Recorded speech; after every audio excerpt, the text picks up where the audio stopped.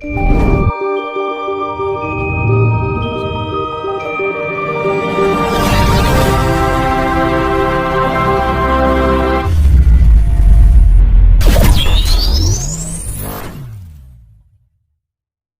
terkait dengan leluhur, Mas.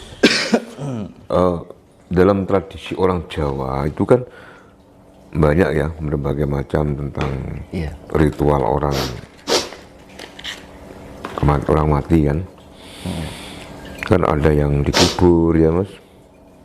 Ada yang dilarung di laut, ada yang dibakar, ada yang tanpa diapa-apakan, dalam artian kayak di Bali itu ditaruh di bawah pohon besar, ya kan, nggak dibakar, nggak dibungkus, cuma ditaruh gitu aja. Nah,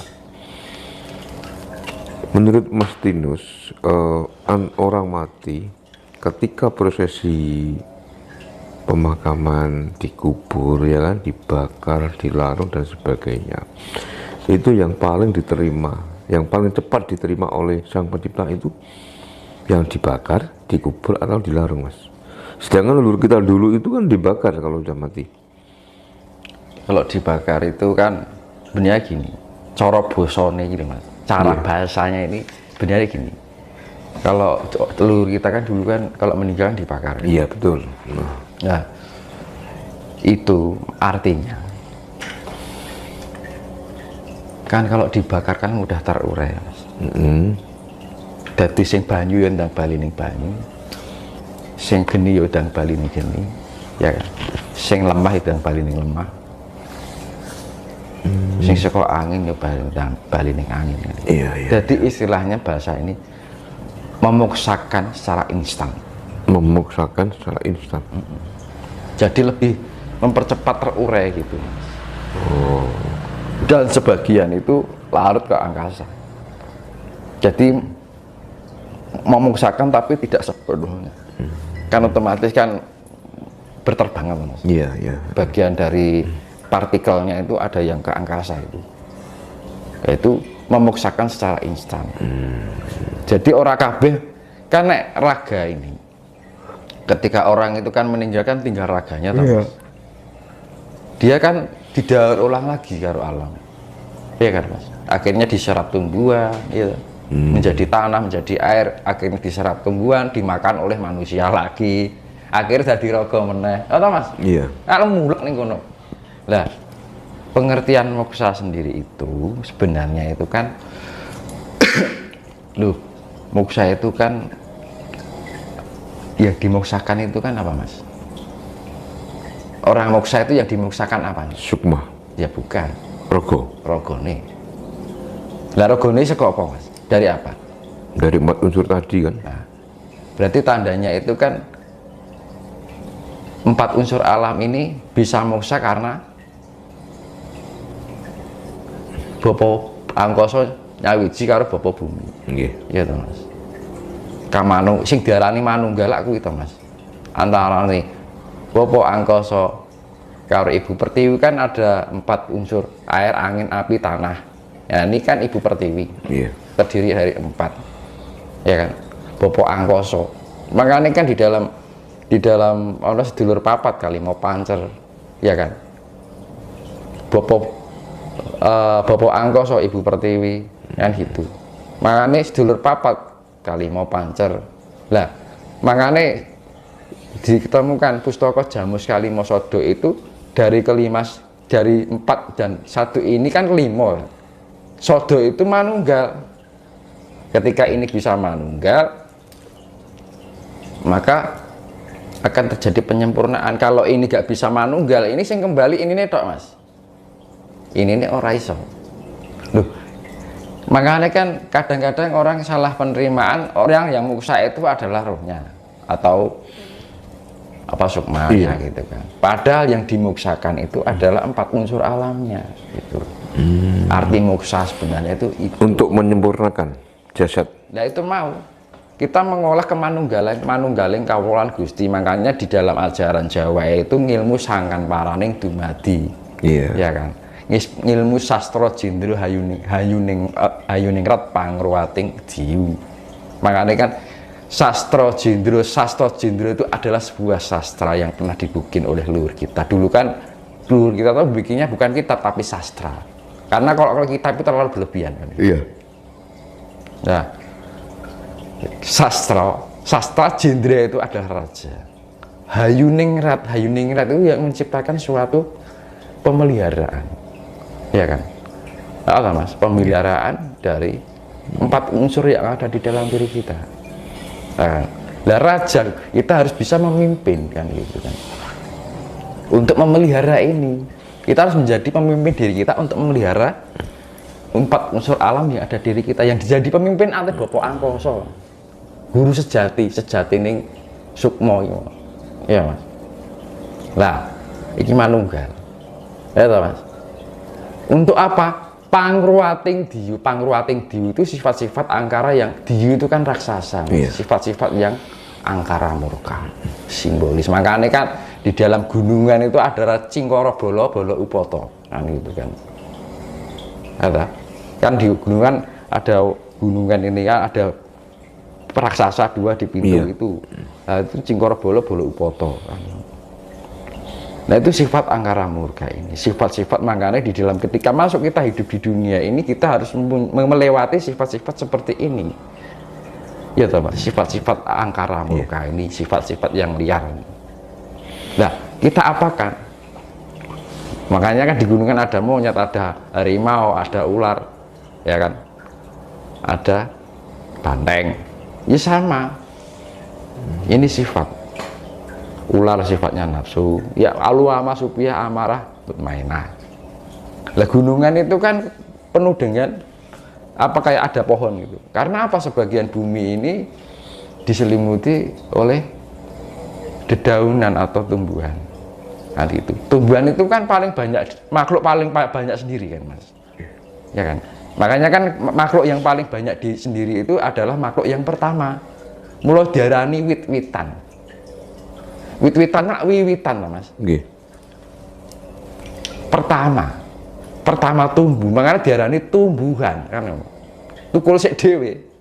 Ya kan, tumbuh sendiri pertama. Makanya jenenge tumbuhan ini tumbuh pertama kali yang ada di dunia ini. Mulai di ning Jawa diarani wit. Wit-witan itu wiwitan. Nggih. Yang mengawali. Artinya mengawali dari kehidupan makhluk yang ada di. Makanya makhluk yang pertama banyak ada di bumi ini adalah wit-witan, tumbuhan. Ya sama aja peradaban. Ini pulau yang paling terpadat di dunia adalah Pulau Jawa. Terus Britania yang ada di Inggris, ya kan? Ya kan? Dominika yang ada di Amerika. Itu pulau loh Mas, bukan negara loh Mas. Lah, paling terpadat itu adalah Pulau Jawa. Pulau Jawa ya. Nah, itu Pulau Jawa itu pulau terpadat di dunia nomor 1. Nah itu menandakan paling awal hidup di bumi. Di bumi. Ya sama aja sama tumbuhan itu tadi, tumbuhan itu makhluk paling banyak dari makhluk lain.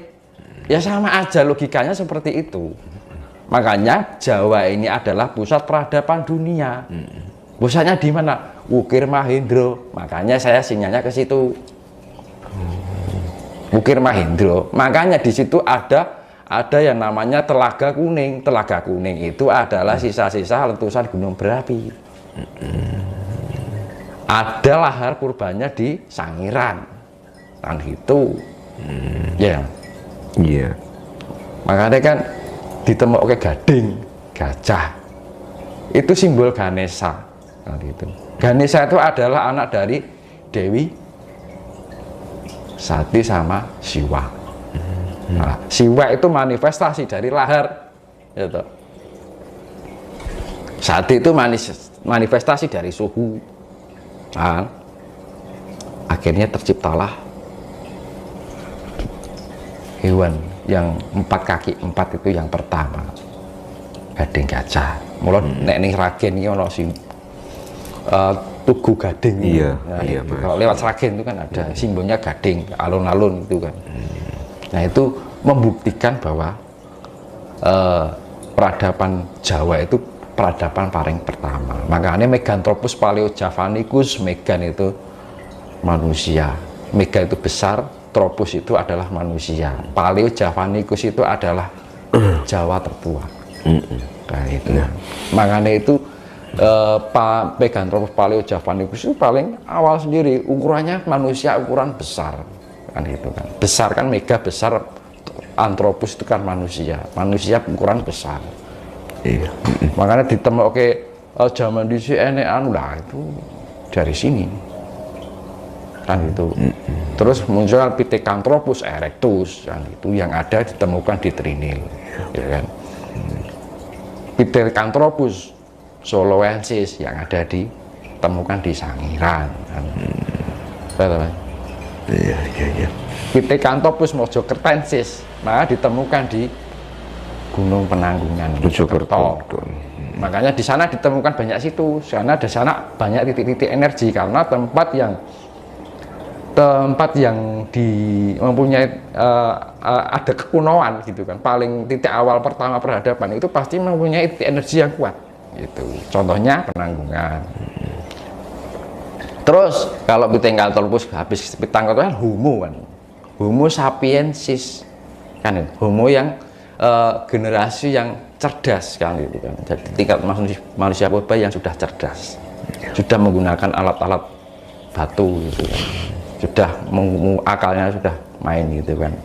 Lebih mempunyai intelektual. Nah, kayak Homo wajakensis yang ada di Gunung Wilis, daerah Tulungagung kan itu.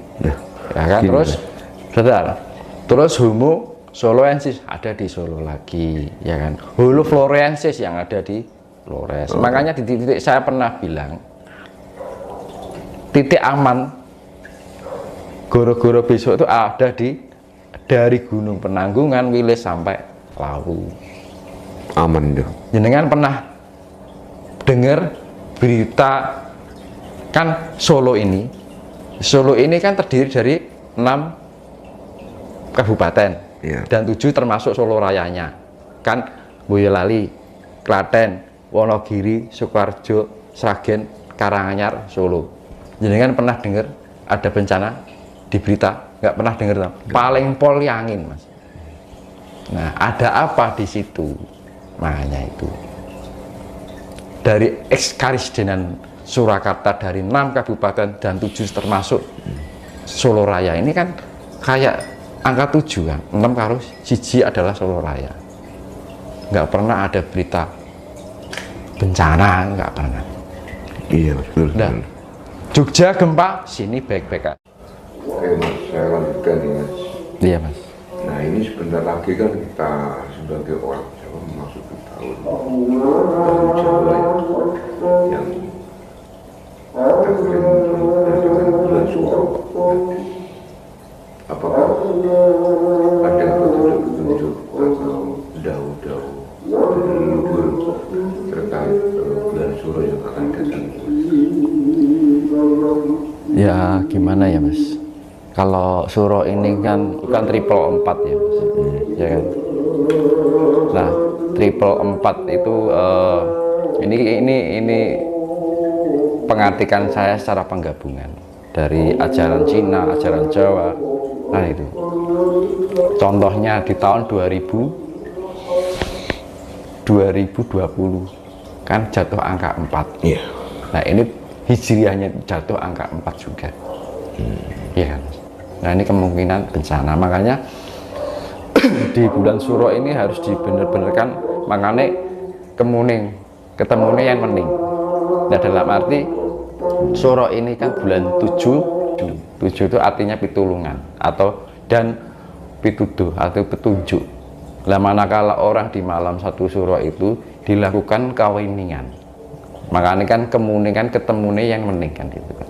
Nanti kalau kita bisa wening di malam Suro itu dianjurkan untuk hening aja, jangan, nggak usah tinggu senang-senang gitu loh Mas. Kita lebih ngurumong soro kan gitu. Ya kan, kita berdoa agar di tahun ke depan ini diberikan, setahun ke depan setelah Suro, terhitung dari 1 Suro diberikan keselamatan.